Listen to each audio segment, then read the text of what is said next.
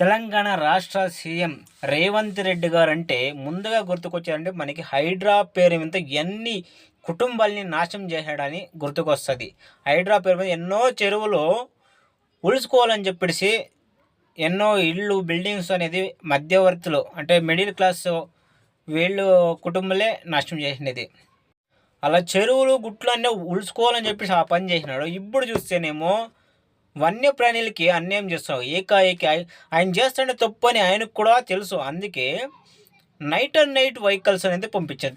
డేలో పోతే ముందుగానే అడ్డుపడతారు ప్రజలు అని చెప్పేసి నైట్లో పంపించినారంటే ఆయనకి తెలుసు నేను చేస్తాండే పని తప్పు అని ఆయనకి తెలుసు కాబట్టి ఆ పని చేస్తున్నాడు. ఎందుకు సార్ మీరు ఇలా చేస్తున్నారో మాకంత అర్థమవుతలేదు. ఇలాగే చేస్తే ఖచ్చితంగా నెక్స్ట్ సీఎంగా మీరు వస్తారని మాకు గ్యారంటీ లేదు. ఒకప్పుడేమో హైడ్రా పేరు చెప్పుకొని జనాలు మోసం చేశారు. ఇప్పుడేమో డెవలప్మెంట్ పేరు చెప్పుకొని ఉండే అరణ్యాన్ని గ్రీన్ ఏరియాని నాశనం చేస్తూ ఉన్నారు. అక్కడ ఉండే పక్షులు ప్రాణులు అవన్నీ ఎక్కడ వెళ్ళాలని మీరు చేస్తున్నారో మీకే తెలియాల.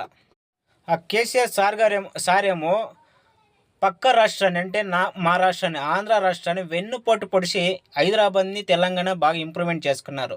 మీరేమో మీ రాష్ట్రానికే మీరు వెన్నుపోటు పొడుస్తూ ఉన్నారు.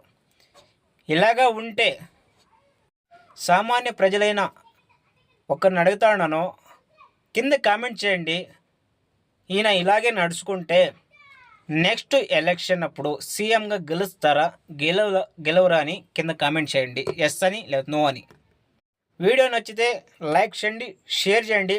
కొత్త వాళ్ళు ఎవరైనా చూస్తా అంటే సబ్స్క్రైబ్ అనేది చేసుకోండి. Bye friends.